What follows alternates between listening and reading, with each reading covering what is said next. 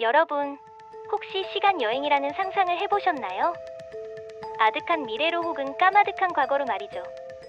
오늘 제가 들려드릴 이야기는 바로 그 시간 여행, 그리고 한 천재적인 작가의 놀라운 상상력이 만들어낸 디스토피아적 미래에 대한 경고입니다. H. G.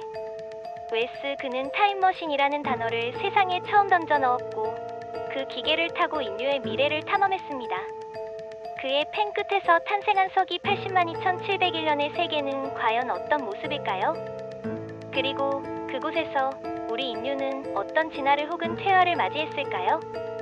지금부터 그 숨막히는 시간 여행 속으로 여러분을 초대합니다. 이야기는 한 저녁, 시간 여행자의 집에 모인 지식인들의 모임에서 시작됩니다. 여느 때와 다름없이 과학과 철학에 대한 열띤 토론이 오가는 가운데 한 남자가 아주 기묘한 주장을 펼칩니다. 바로 시간이란 네 번째 차원이며 공간처럼 움직일 수 있다는 것이었죠. 그의 주장에 모두가 반신반의하는 가운데 그 남자는 작은 모형 하나를 꺼내 보입니다.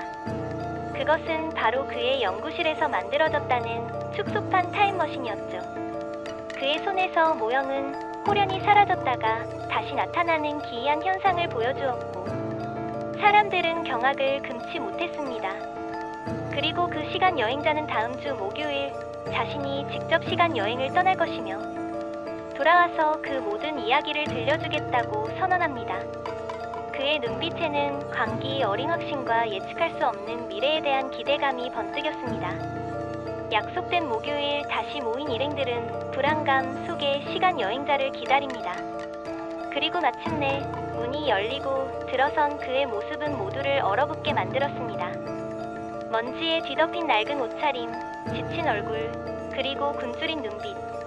그는 마치 오랜 유랑 끝에 돌아온 사람처럼 허겁지겁 식탁의 양고기를 개걸스럽게 먹어치웠습니다. 이윽고 안정을 찾은 그는 침통한 표정으로 자신의 놀라운 여정을 풀어놓기 시작했습니다. 그는 자신이 직접 만든 거대한 타임머신에 몸을 싣고 페달을 밟았습니다. 기계는 굉음을 내며 시공간을 가르기 시작했고 그의 눈앞에서는 주변 풍경이 물 흐르듯 빠르게 변해갔습니다. 건물들이 지어지고 허물어지기를 수없이 반복하고 계절이 눈 깜짝할 사이에 바뀌는 믿을 수 없는 광경. 마침내 기계가 멈춘 곳은 서기 80만 2701년 아득히 먼 미래의 지구였습니다. 그가 타임머신에서 내린 순간 눈앞에 펼쳐진 풍경은 경이로움 그 자체였습니다. 부드러운 언덕과 아름다운 꽃들이 만발한 정원, 그리고 거대한 스핑크스 산이 서 있었습니다. 모든 것이 평화롭고 고요한 이 세상에서 그는 처음으로 인류의 후손들을 만납니다. 그들은 바로 엘로이라고 불리는 존재들이었습니다. 이 엘로이족은 마치 어린아이들처럼 작고 섬세하며 아름다운 외모를 지녔지만 한없이 나약해 보였습니다. 그들은 노동이나 걱정 없이 그저 즐겁게 뛰어놀고 과일을 먹으며 살아가는 듯했습니다. 시간 여행자는 이들이 유토피아적인 삶을 살고 있다고 생각했습니다. 모든 고통과 번뇌에서 해방된 낙원의 모습처럼 보였으니까요. 하지만 고트는 이 평화로운 모습 뒤에 감춰진 어둡고 잔혹한 진실을 마주하게 됩니다. 그는 타임머신을 안전하게 숨겨두었지만 다음 날 아침 타임머신이 감쪽같이 사라진 것을 발견합니다. 충격에 휩싸인 그는 타임머신을 찾기 위해 엘로이족에게 도움을 청했지만 그들은 그저 희미한 미소만 지을 뿐 아무런 관심도 보이지 않았습니다. 낙담한 시간 여행자는 엘로이족의 나약함과 무기력함에 의문을 품기 시작합니다. 왜 이들은 이렇게 아름답지만 아무것도 할 줄 모르는 존재가 되었을까? 이들의 평화는 과연 진정한 평화일까? 그리고 타임머신은 누가, 왜 가져간 것일까? 그는 이 모든 의문을 풀기 위해 주변을 탐색하기 시작했고 이윽고 이 세계의 또 다른 지배자, 아니 어쩌면 진정한 지배자들을 만나게 됩니다. 바로 지하 세계에 사는 몰록족이었죠. 몰록족은 엘로이족과는 정반대의 존재였습니다. 회색빛 피부에 붉게 빛나는 눈, 짐승 같은 이빨을 가진 그들은 추악하고 끔찍한 모습으로 지하 세계를 지배하고 있었습니다. 밤이 되면 지하에서 기어 올라와 나약한 엘로이족을 사냥하고 잡아먹는 말 그대로 포식자였습니다. 시간 여행자는 이 끔찍한 진실을 알게 된 순간 등골이 오싹해지는 공포를 느꼈습니다. 엘로이족의 평화는 몰록족의 잔혹한 식량 공급 시스템 위에 세워진 것이었으며 아름다운 지상은 지하의 공포에 의해 유지되고 있었던 것입니다. 시간 여행자는 이 충격적인 현실 속에서 홀로 고군분투해야 했습니다. 그는 타임머신이 몰록족의 소유가 되었다는 것을 직감했고 그것을 되찾기 위해 몰록족의 지하 세계로 내려갈 용기를 냅니다. 어둡고 축축한 지하 동굴은 기계의 굉음과 함께 끔찍한 악취로 가득했습니다. 그곳에서 그는 몰록족이 거대한 기계들을 조작하며 지하 세계를 유지하고 있다는 것을 알게 됩니다. 그들은 빛을 싫어하는 어둠의 존재들이었지만 그들 나름의 고도로 발달한 기술 문명을 가지고 있었습니다.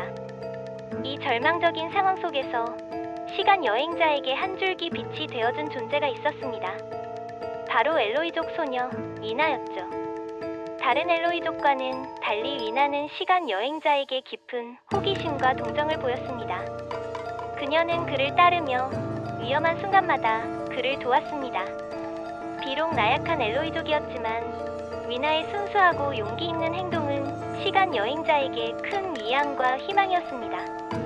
그는 위나와 함께 몰록족의 위협에 맞서 싸우고 사라진 타임머신을 되찾기 위한 필사의 노력을 계속합니다.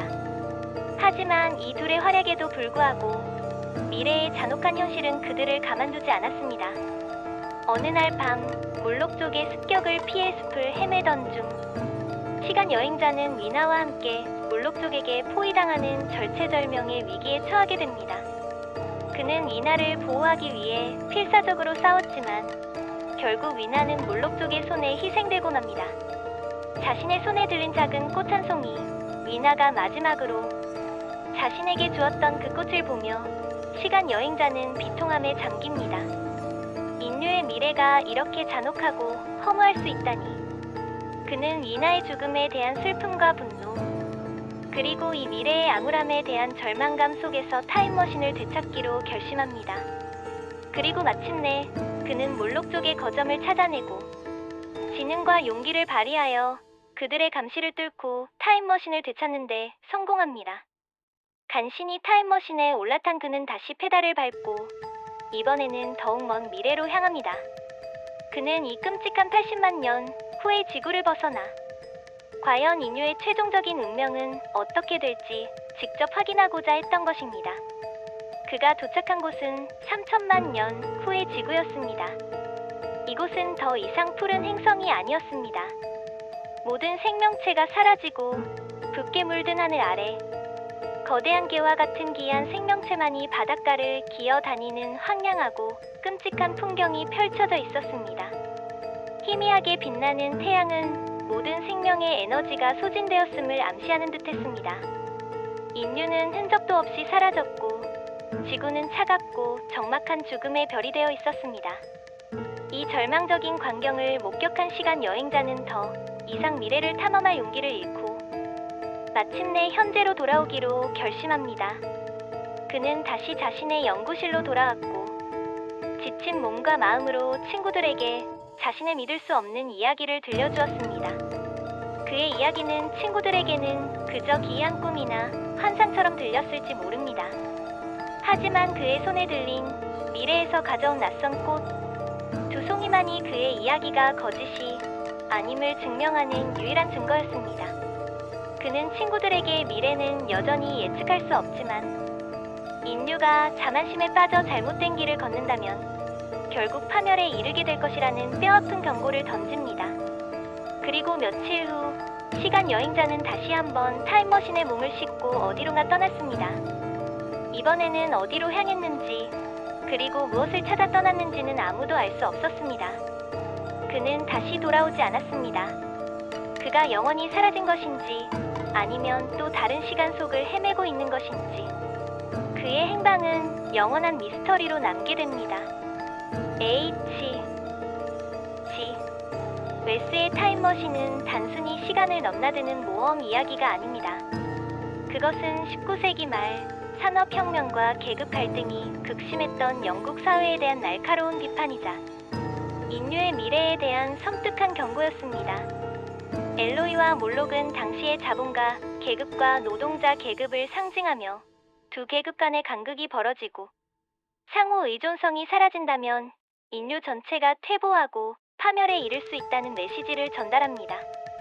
기술의 발전이 인류에게 유토피아를 가져다 줄 것이라는 낙관적인 믿음과는 달리 웨스는 기술 발전이 인간성을 상실하게 하고 사회적 불평등을 심화시킬 수 있음을 보여주었습니다. 이 소설은 우리에게 깊은 질문을 던집니다. 과연 우리는 어떤 미래를 꿈꾸고 있는가?